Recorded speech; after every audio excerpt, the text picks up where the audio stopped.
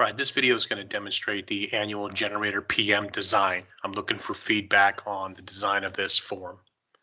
So I created a test work order here for demonstration purposes, and I'm going to go ahead and open that up. So you can see I've already filled out a lot of the information here, but the summary, the time, materials, equipment vendors, all that stuff is um, consistent throughout every work order type. What we're going to do is go in here and look at the task list. And this is what I want feedback on, is whether or not I got this task list correct. So I'm going to open up the task and take a look at it. So you can see we have a field to enter a vendor's name, and I went ahead and already, put in some generic verbiage here: enter vendor name, vendor technician performing work. This is where we would type out the name of the person from the vendor who was actually performing this annual. We have a spot here to record run hours. This is driven off of a numeric data input. Current run hours, same thing as numeric. Emergency run hours, you basically do the math and come up with your emergency run hours. Oil pressure reading, again, a numeric. Running coolant temperatures, another numeric. Post-maintenance run hours is another numeric. Maintenance run in minutes. We have a numeric for that.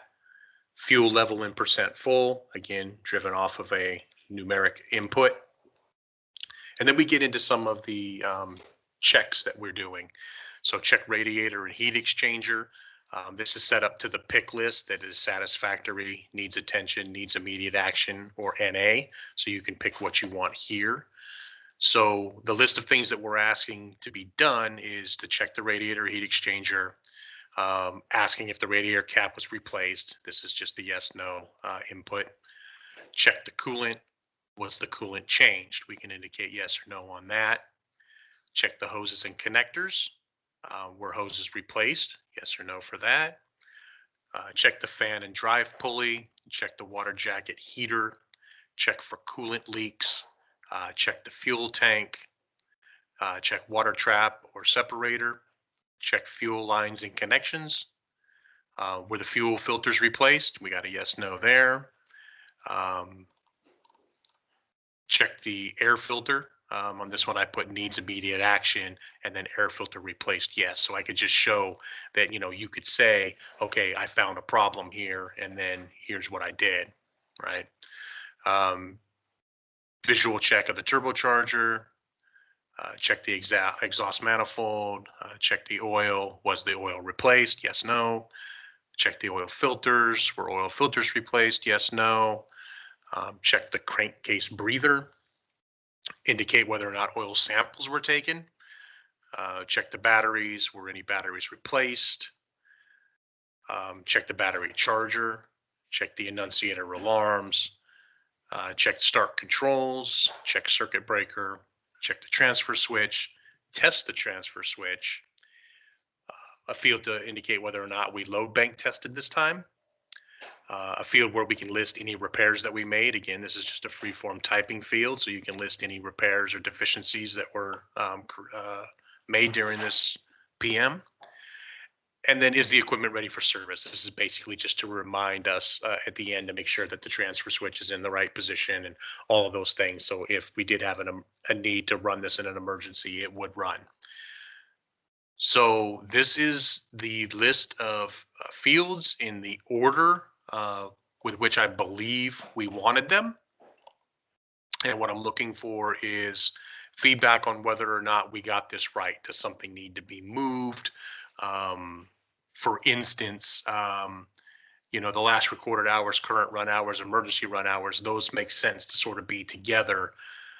Post-maintenance run hours, does that need to be moved all the way down to the bottom so that if we did load bank test, we could then, without scrolling back up, write the hours post-maintenance run? Or is it okay to leave it up at the top of the list where it's at? Right. So those are the kinds of feedback points I'm looking for. And of course, like any other work order, you can go in and charge time. I charged 4 hours for myself against this.